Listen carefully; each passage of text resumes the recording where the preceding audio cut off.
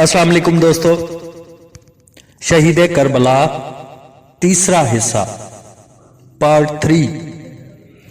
आपके चले जाने के बाद मरवान ने वलीद से कहा, ऐ अमीर, तूने मेरे मशवरा की मुखालफत की है, अब तुम हरगिज हुसैन अलैहिस्सलाम पर काबू न पा सकोगे। वलीद ने जवाबन इसकी ज़ज्र तौबीख करते हुए कहा, ऐ मरवान, अफसोस है तुम पर, तुमने मुझे ऐसे अमर में मुब्तला करना चाहा जिसमें मेरे दीन और दुनिया की हलाकत पोशीदा है। बाखुदा अगर मुझे कत्ले हुसैन के एवज तमाम रूए जमीन की दौलत भी अता कर दी जाए, तब भी मैं हुसैन को कत्ल करना पसंद न करूं। सुभान अल्लाह, क्या मैं महज इस बात पर हुसैन को कत्ल कर दूं कि वो ये कहते हैं कि मैं यजीद की बैत नहीं करता।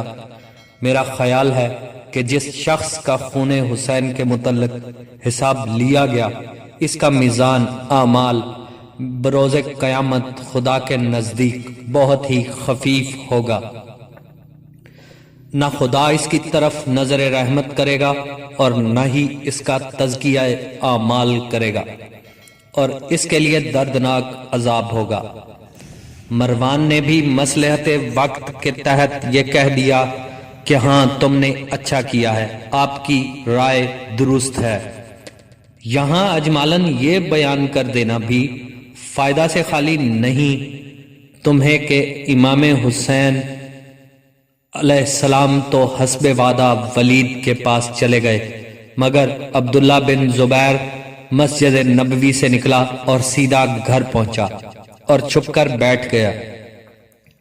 वलीद ने इसके बुलाने के लिए कई बार अपने आदमी भेजे, मगर इसने हाजिर होने में पसोपेश किया, हत्ता के तरफैन से गालम गलोच तक नौबत आन पहुंची।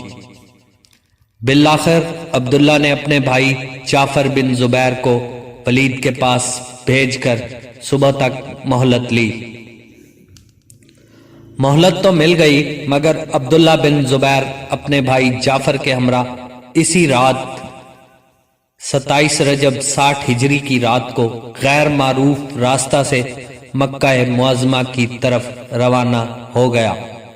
जब सुबह हुई और वलीद को हकीकत हाल की इत्तला दी गई, तो उसने गुलामाने बनी उमैया में से एक गुलाम की निगरानी में 80 सवार इब्ने जुबैर की तलाश में भेजे, जो शाम तक ढूंढने के बाद नाकाम वापस लौट आए।